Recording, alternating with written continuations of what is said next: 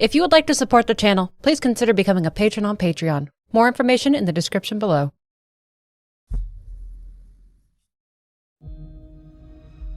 Tor Anderson hated the father of his granddaughter. His daughter, Freya, had taken up company with a man that Tor despised, and he was unwilling to set aside his contempt. He wasn't shy about showing it either. Tor Anderson really was a terrible father, and he knew it. You see, the Andersons had once fought the dark presence within the lake. In 1976, about 6 years after Tom Zane had vanished into the lake, it sought them out as they were practicing their music in a field. They fought the dark presence, they won, but it fractured their minds. But let's talk more about the Andersons as a family. You see, there was something very special about their bloodline. In a world of para-utilitarians and altered world events and paranatural energies, the Andersons were simply called seers. They could find the truth, see through people's lies, essentially creep into their minds to see what they were holding back. It made it possible for them to know the unknowable, to reach out into the secrets of other people. And as a family bound with that same power, they could commune with one another in their minds, like a form of telepathy. Tor and Odin both used this power to meddle with things that they really shouldn't have, they admit. They were troublemakers through and through, but Tor was definitely the more difficult of the two. And his daughter, Freya, viewed this power of theirs as something dangerous, not something to be taken lightly. She was raised in a turbulent home with a raging drunkard of a rock and roll father, but she went on to become a strong-willed woman, graced with common sense.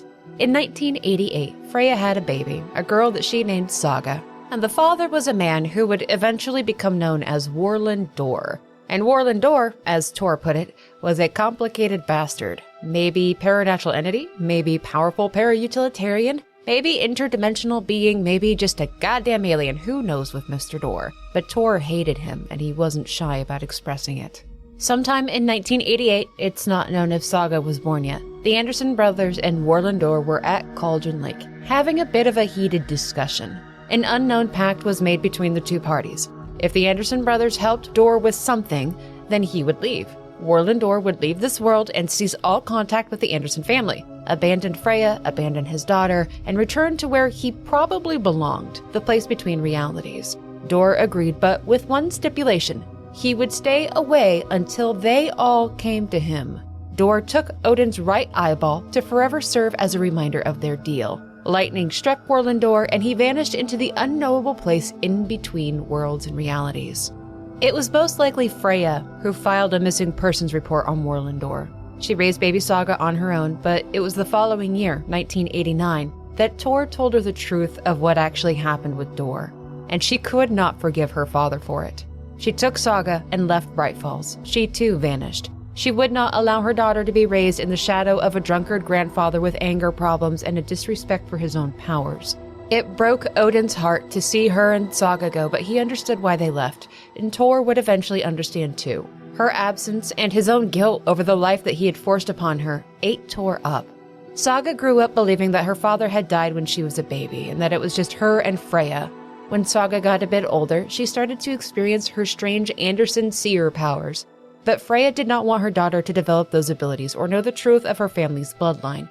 So she told Saga that it was just her imagination. She discouraged her from indulging in it or exploring it. Saga grew up to live a pretty normal life. She believed that her amazing ability to sniff out the truth and put together impossible clues was just her intuition. Freya passed away. It's not known when or how. Saga went on to become an agent with the FBI. She married a man named David and had a daughter of her own named Logan. Now we get to jump a little bit ahead. It's 2010. Alan Wake has vanished into Cauldron Lake, presumably dead. The Federal Bureau of Control has arrived, and they do what you would expect of any government agency. They put up fences. They started watching and studying the lake. The general public was kept away. Animals started avoiding going near it. Even birds wouldn't fly over it. 3 more people went missing that year alone: a dentist, a teacher, and a store owner. None of them were connected to one another. None of them were connected to Alan Wake. There were no signs of where they could have gone to. And that same year, the cousin of Sheriff Sarah Breaker, a fellow named Tim Breaker, started having exquisitely vivid dreams about a man that Tor Anderson would recognize as Warland Dor. But he had no idea who this person could have been.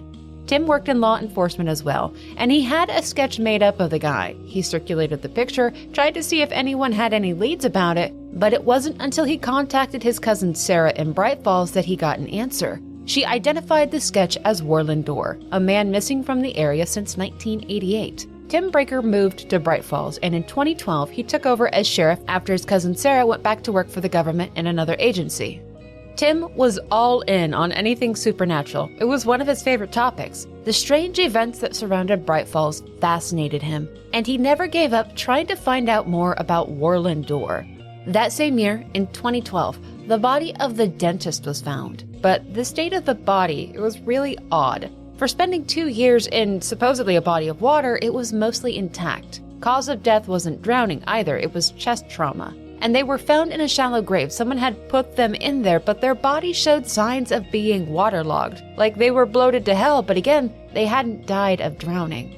You see, Cauldron Lake had long been watched by locals who knew that there was something dangerous within its unending depths. They were known internally as the Torchbearers, and after the 2010 incident with the writer Alan Wake, their watch became tireless. They would not allow anything from the lake to compromise the safety of their home. Their methods at first were clumsy, like they were feeling around for answers in a pitch-black room.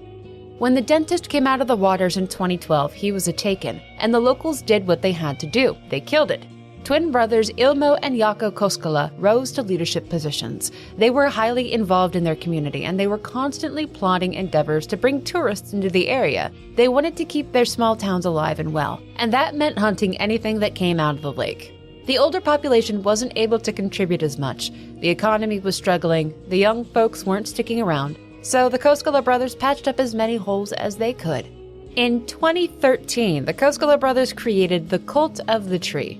And the point of the cult was to be a local boogeyman, something to be feared by outsiders, to keep them away from the lake and the surrounding forests, away from where they searched out and hunted the taken. After all, what real cult calls themselves a cult? It's silly, but it was effective. Especially at night, people stayed away from the lake and the forests. That same year, the Koskela brothers found a Federal Bureau of Control facility called the Lake House. See, government fences didn't really mean a lot to them. Fences were just a small problem that bolt cutters could fix. They infiltrated the lake house and made off with some FBC files related to the lake. They found out about Rose Marigold, the waitress from the diner. They found a file related to the Cult of the Tree, which called them disorganized and a low threat. They found files that told them exactly what the Taken were, what the clicker was, how they could use it to ritualistically kill the Taken. They learned who Alan Wake was, and they believed that he was the source of the evil within the lake. The cult decided that should Wake ever appear outside that lake, they would kill him, stop the darkness at its source. The cult began tapping and commandeering FBC equipment to monitor the lake themselves and track anything that came out of it. They found manuscript pages, Taken, and one fateful day, they found the goddamn clicker. They recognized it as an object of power, one that they could use. They learned of a ritual process using the clicker which would kill anyone who came out of the lake infected with the darkness.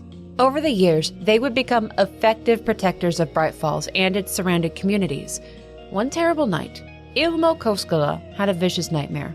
He saw himself covered in blood, murdering all around him, killing his twin brother in cold blood. But upon waking, Ilmo rejected the evil he felt trying to enter him. The dark presence had targeted him and he resisted. His mother had raised her sons to have honor, backbone. The dark presence passed over the Koskela brothers, seeking weaker targets. Ilmo and Jaakko knew that something terrible was approaching, and they did everything in their power to ready their community for the coming war with the darkness. Over the next decade, things grew complicated. Things were nudged along, so to speak. The Federal Bureau of Control continued to study the lake, trying a number of odd experiments to recreate reality-impacting events through art, at one point even using nursery rhymes in tandem with rituals. Rose Marigold kept vigil over the lake, ever obsessed with the idea of Alan Wake and being his muse.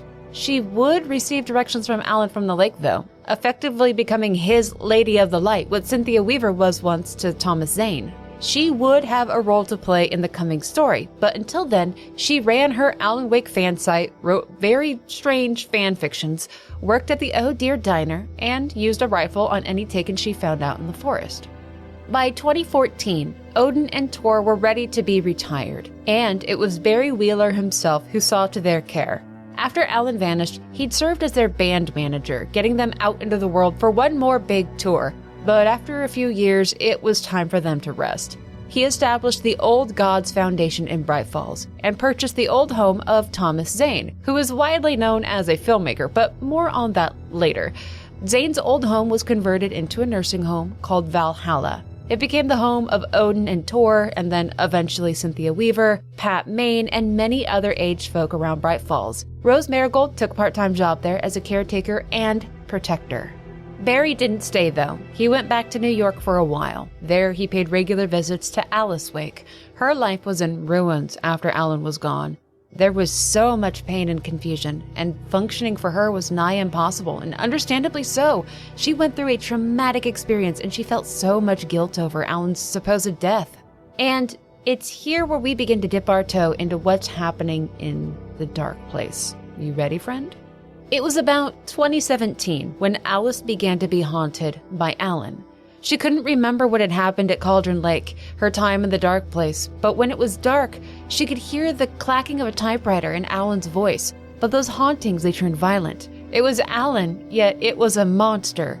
Alice turned to the FBC.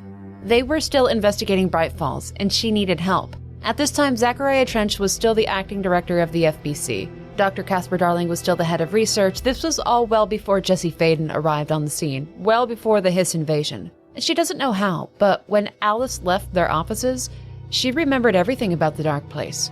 She remembered seeing Alan descend into the lake as she came up from it. Alice Wake understood that her husband was still alive, that these hauntings were him reaching out, and she could see him because she too had been touched by the dark place. And Alice Wake immediately began planning. She observed the hauntings, discovered what Alan was experiencing, and she took action.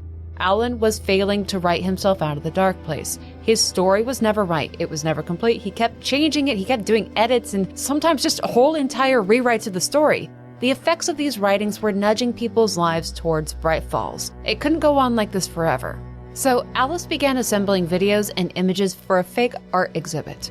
In these videos, which would be delivered to Alan eventually, she spelled out her suffering, her outlet in her artwork, her desire to show the world the darkness of his world, and why she took photos of the hauntings. And she did it goddamn masterfully. She understood that the nature of Alan Wake's writings couldn't continue in a loop.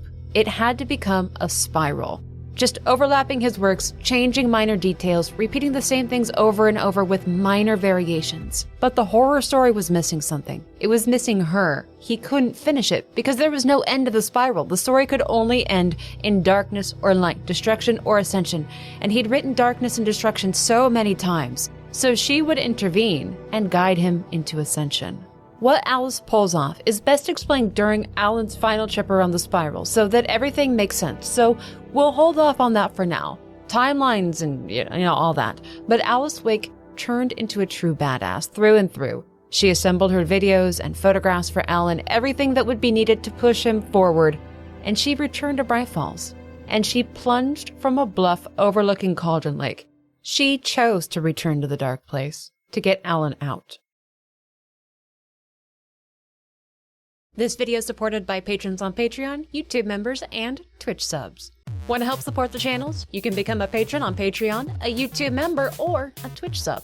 For just a few bucks a month, you can help keep the channel going and get a couple cool perks while you're at it, like supporter-only streams, extra and early content, and your name in the lore video credits. Check the description of the video for more information on how to support the channel. And while you're at it, why don't you come see us in the Discord too? Or find me on one of those other social media platforms that the kids are so into these days. But that's enough from me. Thank you for watching the video, and let's get back to the lore.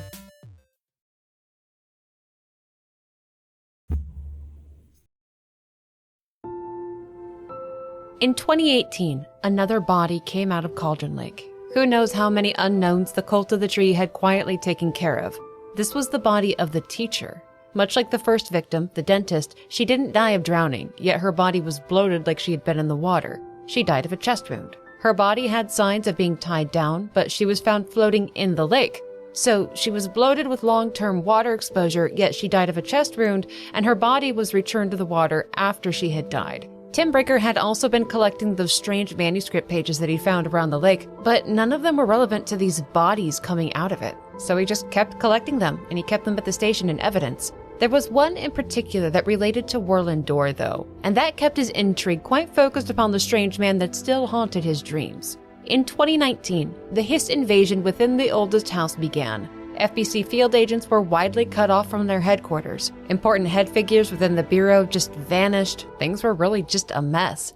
Agents and researchers at Bright Falls were widely unsupported for a long time. Even after the Hiss were cut off, things were far from stable. The new director would need new heads of staff, the oldest house needed completely cleared before the final lockdown could be lifted, and there was a lot of rebuilding that needed done. However, not long after the Hiss were handled, an alert was sent to the FBC in 2019. It shouldn't have been possible for it to have come through the lockdown because the oldest house was still cut off from the outside world, but still, there it was. An altered world event alert in Bright Falls, sent 4 years early, no doubt the work of Alan Wake himself from within the Dark Place. Tech was developed to contain paranatural entities, and lights developed to potentially fight off the dark presence were sent to the area for backup. But in reality, they had no idea the power behind the dark presence. They really had no idea what it was capable of. The status quo was maintained until 2023. The Cult of the Tree protected Bright Falls, the forests near the lake, and all the small towns in the area. The FBC kept up their experiments and their studies even after Casper Darling vanished. Alice Wake had vanished into the lake to begin her intervention in Alan's story. Tim Breaker kept searching for answers about who the enigmatic Warland Door was. Rose Marigold kept up her many jobs. She had dreams of Alan and occasionally collected manuscript pages with directions for her. She would one day aid a hero and help Alan return. Barry Wheeler went to Hollywood to work as a producer and to protect Alan's estate. He ended up getting charmed into joining a paracriminal group called the Blessed, not really realizing what the group actually was. Whoops. Saga Anderson became well known within the FBI as an agent that could solve the unsolvable. She often worked with FBI agent Alex Casey, a hardened FBI agent that hated the fact that he shared a name with one of Alan Wake's characters. In fact, Alex Casey has quite a few issues with this Wake character. Alan's best-selling Alex Casey books were sort of lifted from the real-life Alex Casey. What Alan may have once upon a time called his inspiration were actually visions, for lack of a better word, of Alex Casey's real life that he took creative liberties with and put into book form. Alan didn't know that he was doing this, though. He believed his imagination brought forth the Alex Casey universe, not, clairvoyant visions of a real person's career that he dramatized. After the famous writer vanished in 2010, Casey took an interest in it from a distance. He kept tabs on what was going on in Bright Falls. So, when Tim Breaker contacted the FBI for help in 2023, Alex Casey swooped in on the case. You see, another body had come out of the lake, that of the store owner. He had bruising that showed that he had been tied down. There were odd tattoos on his body. The corpse was incredibly bloated from pre-death water exposure, just like the other bodies, but his heart had been cut out. Sheriff Breaker knew that his department couldn't handle something this strange, this ritualistic and mysterious, so he called the FBI. Alex Casey took the case and he brought the well-respected Saga Anderson as his partner. But he did it with the intention of giving her the lead on the case. She was far better suited to solve this than himself. He would just act as support. He was a pretty stand-up guy. Now, given the foundation of the coming story, look back at it, look at all these things that we've discussed, and decide for yourself what you think was nudged in this direction by Alan Wake himself.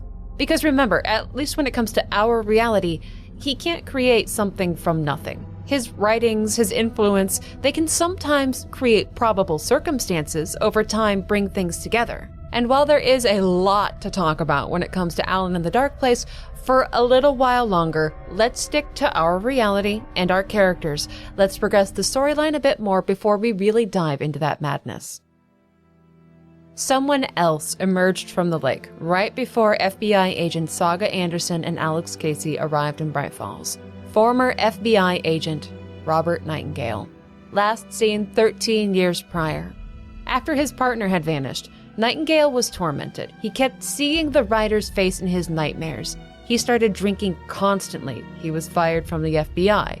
He was convinced that the man he was seeing in his dreams, the man that would become known as Alan Wake, he was convinced that Alan was the reason for his partner's disappearance. And he wanted to find this man so that the terrible nightmares would stop. After he had arrived in Bright Falls, he became a complete terror, shooting wildly at Alan, putting civilians in danger, refusing to answer to local authorities, never disclosing that he was actually no longer an FBI agent. In the end, the darkness claimed him and he was pulled into the lake. This is a glimpse of what victims of the dark place look like when they come out of the lake.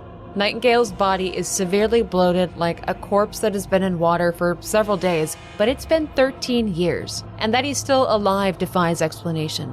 He's confused and he asks for help when he sees a light, but the people looking down on him just see a naked man stumbling around the shore. They leave the area rather than risk a confrontation with him. But there are others here, watching. The Cult of the Tree. Remember, they'd commandeered FBC equipment. They knew when things came out of the lake. They were waiting for him with a prepared ritual site. As he stumbles about, Nightingale is tormented by flashes of Scratch, now a rabid, wild thing of rage. Nightingale will never be free of the dark place because it's within him now. And in time, he too will turn into a feral Taken. As he runs, he hears snarling and snapping. The swirling, dizzying sounds of the dark place are all around him even here. He sees a shadowy man on the path who proclaims, "Oh fuck, he's here," and then vanishes.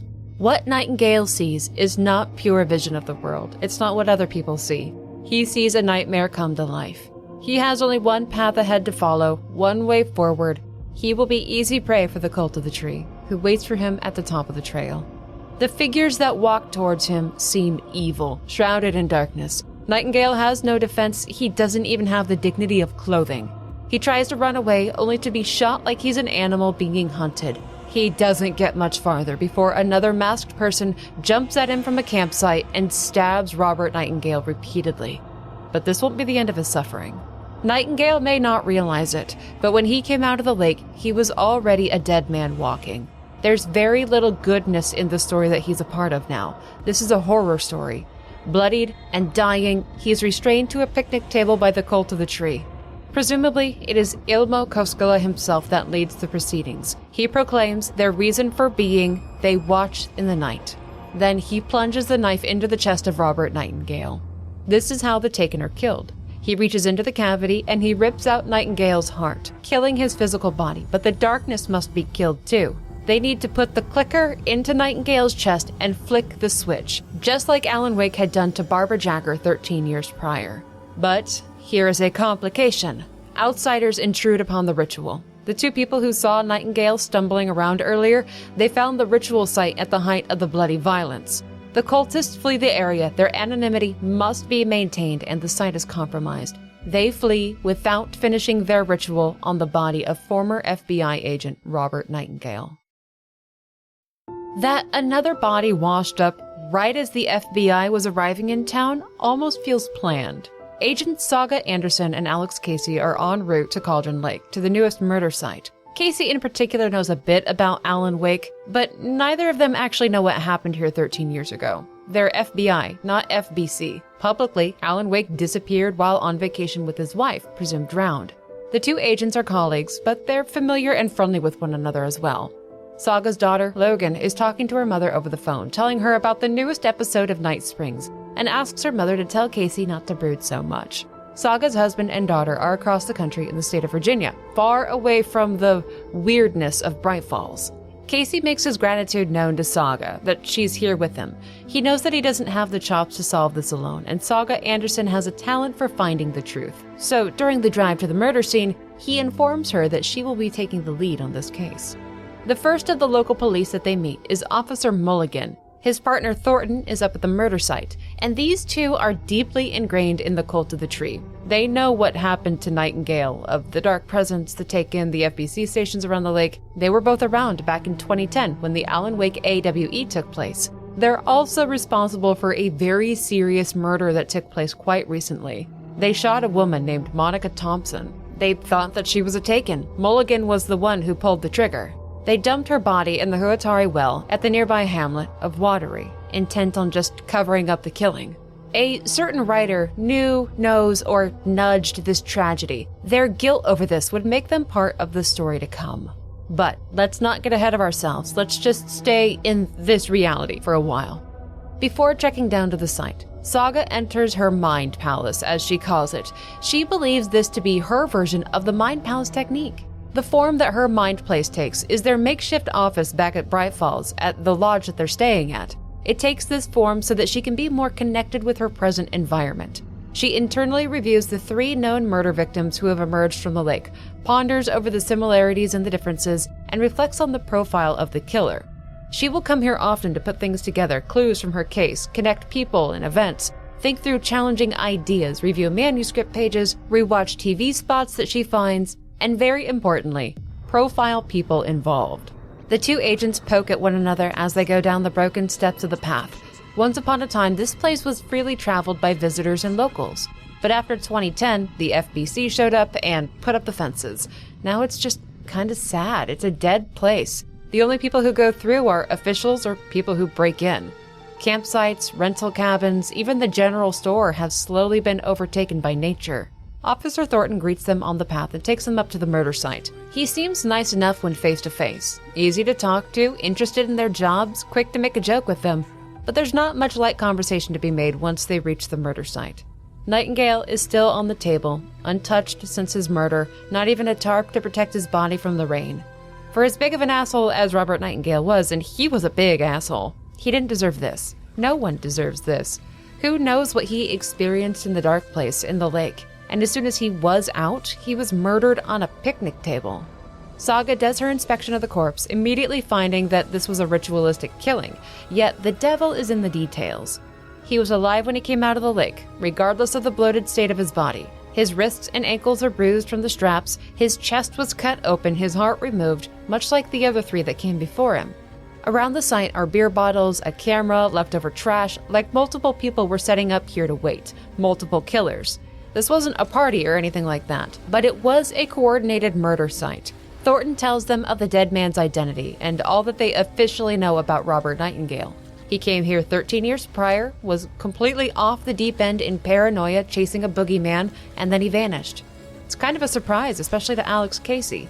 The FBI never really knew what happened to Nightingale, and a disgraced FBI agent's body showing up as soon as the modern FBI agents are in the area is just a very weird coincidence. And though there's a lot unknown, Saga settles on why here, why now, as the guiding questions moving forward.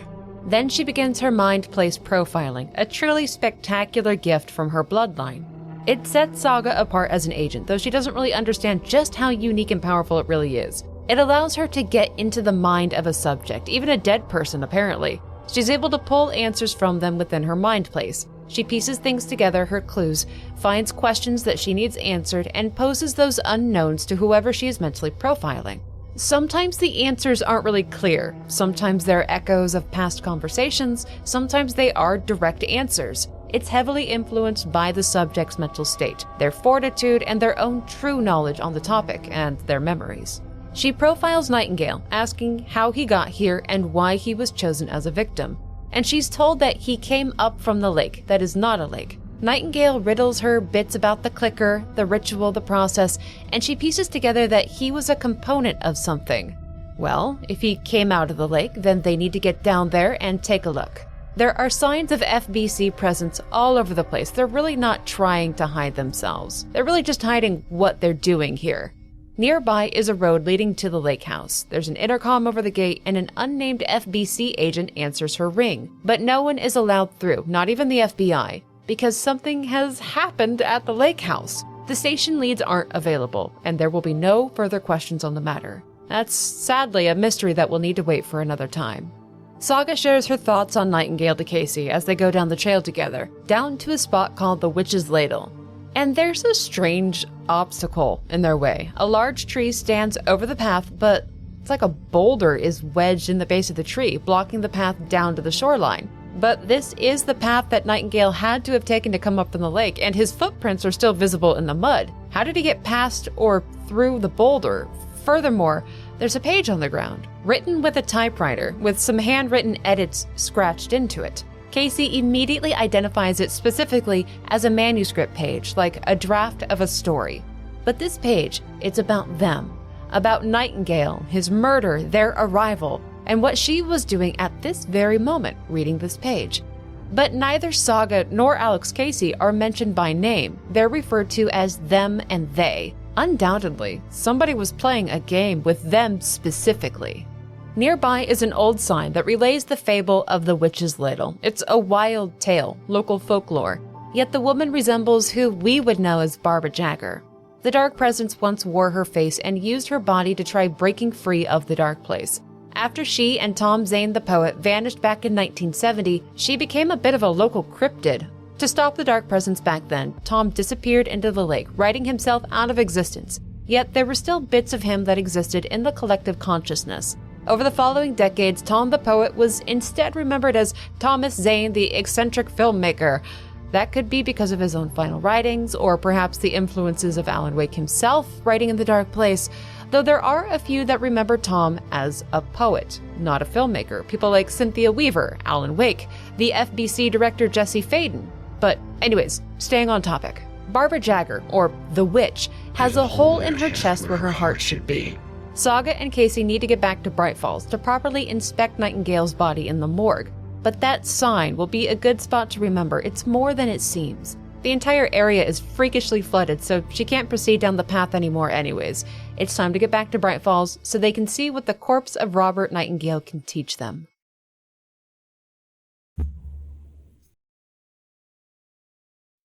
The sheriff is waiting for them at the Oh Dear Diner, as are the folks who interrupted the ritual murder of Nightingale. Bright Falls is still a cute, picturesque town, but there's a sad emptiness about it too. It's a common fate for most small towns, isn't it? If they don't expand and keep up with the world, then businesses and young folks, they just leave. There's still enough life here to keep the town going, but this place hasn't exactly thrived over the last decade. And there's some weirdness about it, like amidst those just living their lives are background actors filling in empty spots. It lends a bit of uncanny valley to the town. Sheriff Tim Breaker is certainly not out of place though. He's glad that these two are here. He recognizes that his department needs help. While Casey steps aside to compare notes with the sheriff, Saga goes inside to question the witnesses, the Bookers. They're a bit combative with Saga's questions. Apparently, officers Mulligan and Thornton were treating them like suspects, so things were rocky between the Bookers and the local cops. Tammy Booker says that they were at the lake doing research on the writer Alan Wake, who vanished there some 13 years ago. Tammy is a true crime writer and wanted on-site details for her next book. Ed Booker seems a bit more disturbed by the whole thing. He describes a nude man coming out of the lake, acting strange, and then they heard shooting and ran across people in deer masks cutting into the naked man with knives. They called themselves the Cult of the Tree. Tammy is a bit more calm about the whole thing, but Ed is clearly still freaked out by it. She cuts him off when he's about to explain that they found something, but Saga picks up on it. Via her mind place, she pieces together their story with Nightingales. They really were there just studying the location for a book, and through profiling, pries out of Tammy that she has something related to the cult, specifically a necklace. And it really catches Tammy off guard when Saga knows that. How could she have possibly known that it was a necklace that one of them dropped? It's a symbol of the cult. Two triangles overlapping, pointing up. It's a bit of a play on the FBC emblem on the files that the Koskela brothers stole. The FBC logo features one triangle pointed down, reminiscent of the board in the astral plane. But they have two triangles pointing up, so eat shit, FBC. And now comes the undeniably strange and inexplicable. Everything Saga and Casey have encountered up to this point could possibly be explained by some sort of logic, but not Rose Marigold. She recognizes Saga Anderson, who, remember, hasn't been here since she was practically a newborn and has no knowledge that she was actually born around here. Her mother Freya didn't tell Saga about her family. And now, Saga lives in Virginia, but Rose talks to Saga like she knows her. She seems surprised that Saga is back after what had happened to her daughter. Rose insists that they know each other, and Saga insists that no, they don't. But she still asks Rose what she meant, what happened to her daughter, and Rose claims that Logan drowned. She must not remember because she's blocking out her traumatic memories like on a TV show. Rose is really not socially attuned. She's easily excited and doesn't really have a filter, but she is genuine. She has memories of Saga, of her daughter. So, she's not the weird one here. Saga clearly is. And even if Saga knows that Rose is wrong, for a parent to hear someone talk about their kid that way, that has to be rattling. Saga was only in the diner to talk to the Bookers, so she gets a move on, away from Rose Marigold. Sheriff Breaker walks with them to the police station, which is only like a block away. It takes all of about 90 seconds for them to reach it from the diner. The morgue is in the basement of the station, connected to a funeral home, and the only coroner available to them rotates between towns, so they're on their own for now. Luckily, Saga has training on post-mortem examinations, so she can lead the process. Not a lot gets cleared up, though. The questions that they started with at the murder site just kind of deepen. Like, they saw that he had tattoos under his skin, but there are also words tattooed onto his heart. But they can't make out any of the words. It's like they're smudged and backwards. There's also something in his chest, another manuscript page. This time, the page actually names her, but it only does it in the handwritten edits, like she was added to the story after the fact. Wink. The edits on the page say that light hurts them, the taken, Nightingale. They couldn't see her in the light. It made them vulnerable. The unedited typewritten parts say that Nightingale didn't have a heart, and yet he was killing. Tim Breaker speaks up because he's collected weird pages like this around the lake over the years. He searched for the man in his dreams, which led him to Warland Door, which led him to moving to Bright Falls, which led to him taking over his cousin Sarah's job eventually as sheriff of the town. A stunning series of coincidences that reek of the influence of a certain writer over the years, and those nudges were noticed. Tim Breaker was noticed because the Anderson family, they aren't the only ones that Wake's writings won't influence. Others exist outside of it. Before Tim can give Saga those pages, Warland Door intervenes and takes him. Tim Breaker is just gone. Only one manuscript page is allowed to remain. Nightingale sits up. The manuscript page from within his chest cavity is coming true. Nightingale turns violent and begins killing officers. Saga and Casey get the hell knocked out of them, and Nightingale begins hunting down the dark halls. The lights in the room kept her out of his vision. She remembers the writing on that page, and she takes it as directions. Light makes you invisible. Light makes them vulnerable. Something is inside Nightingale, and he will continue to kill. She spends a very tense minute standing in the solitary light of the morgue while the deranged, bloated man searches for her. Her only shield also leaves her incredibly vulnerable. She needs to hold onto her flashlight and get the gun in the hallway after he passes. As soon as she is out of the safe haven of the light, Nightingale begins to pursue. Thankfully, the edits on that page were truthful. A few shots end the encounter, but not because Saga killed him. He was already dead. Someone wasn't done with Nightingale. He just vanishes. Seems that she and Casey were somehow the only ones who survived, and they both buy into this being supernatural instantly, with surprising calmness about it. They have no idea what forces are at play, no idea what happened to Tim Breaker, and their best theory right now is that the cult of the tree is performing rituals to create monsters. That page that Tim Breaker left behind, it's more foreshadowing, more guiding in a very direct way. The edits once again name her specifically, going back to Cauldron Lake, where Nightingale was at, and yet he was beyond her reach past something called an overlap. The edits at the bottom detailed Saga learning and performing a ritual to get through that overlap, and then she could pursue Nightingale and stop the monster, this thing known as a Taken. Mulligan and Thornton arrive as they're leaving. The cult of the tree will all be made well aware of what's happened here because of them. And upstairs, everything seems fine. No one is aware that there are dead officers downstairs and that the sheriff is just gone. Alex Casey calls headquarters to inform them of the situation and to request backup, but, well, it won't be the FBI that's arriving to help. As they travel back to the lake, Casey comes clean with Saga about Nightingale. Seems that he didn't want to talk about it in front of Thornton, and after what they just went through, well, rumors of the supernatural happening here might not be so wild. Or it could be that he just didn't remember. Casey tells her about the writer Alan Wake, that Nightingale was hunting him down. Alan Wake wrote books starring a detective named Alex Casey. What Alan thought was inspiration was a clairvoyance of sorts, peering into the life of the real Alex Casey, taking creative liberties to make his crime thriller series. And here is where something truly strange happens, and yet neither of them are aware of it. Casey starts talking about a series of murders that took place 10 years ago in New York City. But the details that Casey gives aren't really what happened. They're what he suddenly remembers them being. He says that it was a cult that did it, a cult that started in 2013, a cult that, in this version of the story, worshipped Alan Wake and wanted to bring him back, not a cult that hunted and killed anything that came out of the lake and was the absolute enemy of Alan Wake. Not a version of the cult of the tree with creative liberties taken with it. I say that with complete sarcasm, by the way. According to the agent, this cult, they taunted the real FBI agent Alex Casey with fragments of Alan Wake's books, sections that described murders that this cult was now trying to recreate. He says those 2013 cult murders were what led him into looking into Alan Wake's story. While the Anderson family exists outside the influence of what is happening within the dark place, Alex Casey does not, and Saga has no reason to believe that Casey is stating anything other than fact. At the lake are a couple extra vehicles, a motorcycle and a nondescript white van, so there may be other folks out on the trail. While they walk, Casey asks Saga for toy ideas for Logan's upcoming birthday. So he knows and remembers that Logan is alive and home with her father in Virginia. And Saga wonders aloud, what sort of a cult calls themselves a cult? And remember what Casey had said to her in the car about the murder cult in New York?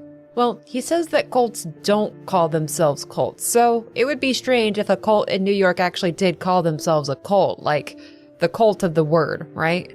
At an FBC monitoring station, they come across a new face, Ilmo Koskela, twin brother of Jaakko Koskela, local entrepreneur, troublemaker, tour guide, and unbeknownst to the FBC and the FBI, local leader of the Cult of the Tree, alongside his brother. Ilmo has guided an FBC technician here. Now, of note, when Ilmo greets Saga, he does so as though they're strangers. He gives his name and he says, "Nice to meet you." The FBC technician, Steven, he's making repairs to the station. The wires behind the incredibly thick metal panel have been frayed and damaged. What Ilmo says is the work of raccoons, which, yeah, sure bud, very charismatic and delightful, but raccoons, my dude? Steven says that there's something in the wiring that isn't supposed to be there, and Ilmo seems to be in damage control mode, trying to downplay anything suspicious that Steven may find. Inside the station is documentation from Steven. He is on to the tampering. He knows that someone has been rerouting transmissions, but he can't say for sure what's going on. It sounds like the Cult of the Tree has been getting kinda sloppy as of late, and the feds are onto their activity. Water has been continuing to rise within the Witch's Ladle. The original crime scene is almost flooded. According to that manuscript page that Tim Breaker left behind, there should be something around here to teach her a ritual to get through something called an overlap, where Nightingale is now. She finds his tracks and the two FBI agents decide to split up, and Saga treks down into the flooded ladle alone. From there, she loses Nightingale's trail, but she can feel him nearby. She can reach out to him here, profile him, draw out answers. Nightingale reveals that the tree was a threshold, a spot in this world that connects to the dark place, where they meet, where they overlap. Saga finds his footprints there again, this time going into the tree, and a dark orb is covering something. Like the edits in the manuscript page taught her, she burns it away with light and is rewarded with yet another page. And this one has no edits, no scratches, no changes, and it mentions her by name. Before, the only time that she was ever mentioned was in the handwritten edits, which helped her to figure things out. But this page is different. It's like somebody else wrote it in its entirety. It directs her to find a fuse near the witch's hut up the trail to get the lights on, and that there she will find another manuscript page. And sure enough, up the trail is a dark little cabin, and once she's inside, it proves to be a safe haven where she can take a breather. And there is a new page to be read. And just like the last one that she found, there are no edits on this one, no handwritten inserts, and she is again mentioned by name in the typing. It's more directions, how to perform the ritual to open the Cauldron Lake overlap. She would need Nightingale's literal heart to read the words upon it and then push the heart through the hole in the witch's chest. That sign that she saw earlier, the hole in her chest where her heart should be. Saga seeks answers directly from Nightingale via profiling to find his missing heart. It too had vanished from the morgue. She has to demand the answer from him, and he reveals that his heart is in the general store in an old freezer, or at least now it is. This place hasn't been used for 13 years now. Campers and visitors would come here regularly to buy things that they needed for their trips, and now it's just molding, empty, falling apart. And she's not alone here. In the back room is one of the Cult of the Tree who's been overtaken by the Dark Presence. They are now a Taken. It's hard to say if it's a true human being or a copy of a victim, someone taken before by the lake, but it dishes out very real damage. They were probably one of the cultists present at the Nightingale ritual murder. He seems to very much loathe whoever was playing cards here that night. Saga will have to contend with these taken as she goes. There's no longer a facade of safety around the lake or the town. Make them vulnerable with light, shoot them until they stay down, and just try not to think too much about it. The heart really is in the gross old freezer, protected by another of those dark orbs she has to burn away. And she can read the writing on it now too. They're words that she'll need to complete the ritual at the witch's sign near the overlap.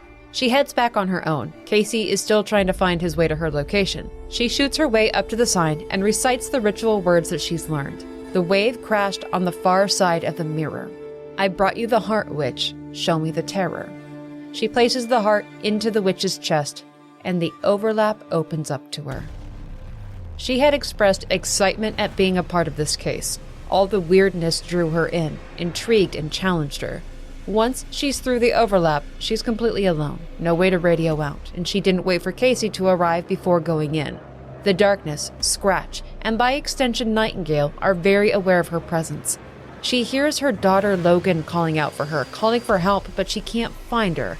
The dark presence overtakes, dominates, and controls by using a victim's fear against them. Saga is experiencing just a drop that is the ocean of that darkness, and the clearest way to break her is to use her daughter against her. She has to pass through the overlap again. It's like she's looping through it, yet it's a vision of a man that she sees this time.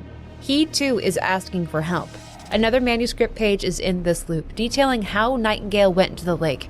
After the Altered World event ended in 2010, all who had been touched by the darkness of the lake were called back to it, and they all went in to suffer through the looping, changing, fading echoes of the writer's dream. When the writer woke and began to write again, their story would change. It was a sad fate for those who couldn't escape the dark presence. The next pass through the overlap is darker, highlighted in that horrible red, and it's a different path. Nightingale is nearer now, speaking broken thoughts, pushed on by what seems to be rage, but they're not in the same place together yet. She must go on to the next loop and see if he's there. At the overlap, another vision of that man. He's trying to tell her something, but only escape and danger make it through, followed by flashes of what looks like perhaps a city street or a train station. This place is different again. There's a small waterfall and Nightingale's FBI badge on the bank. He's getting closer now, but he doesn't attack. She's not quite in the right place yet. Nightingale is growling about something called the clicker. He wants to be shown the clicker. Before the next overlap pass-through, Saga clearly sees a vision of train tracks, perhaps a subway system. When next she exits, Nightingale is there. This is where they will meet, where they will haunt one another. Nightingale's speed defies explanation, and he's highly aggressive, but the same rule applies to him as all other Taken. Make him vulnerable with light, and then keep shooting until he doesn't get back up. But Robert Nightingale continues fighting, pursuing, and speaking even as his body is starting to fall apart, even as his intestines are starting to pour out. He tries to cleave Saga down. It takes several shots from high-power weaponry to stop him. With the hopefully final death of Nightingale, darkness begins to recede, and Saga sees that man again, this time more clearly, yet their attempts to speak are disjointed and faded. She tells him her name and that she's at Cauldron Lake right now. He says something about danger and the dark presence, and then it's gone. The overlap is closed. Saga is standing on the shoreline of the lake. The waters have receded with the decline of the dark presence's power. We've only told one side of this story so far. We've barely touched on the writer himself. It's time we put these stories together, but that will require us going into Cauldron Lake. We must see a loop in motion, know why it's called a spiral, and how the ever-bending timeline and rules within the Dark Place fits together with the reality of those in Bright Falls. When next we meet, we need to talk about Mr. Door, the being called Zane, and Alan. But don't worry, there will be helpers along the way. Kuin painajainen hän luoksesi saapuu, hänet verhot tuon varjojen kaapuun.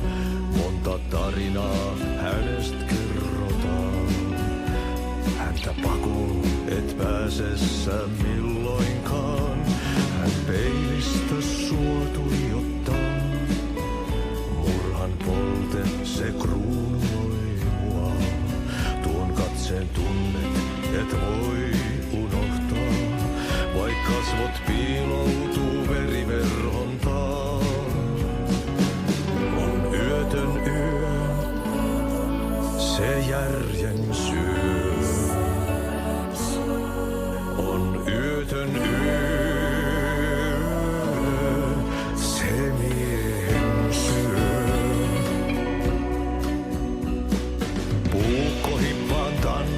pian vaihtuu.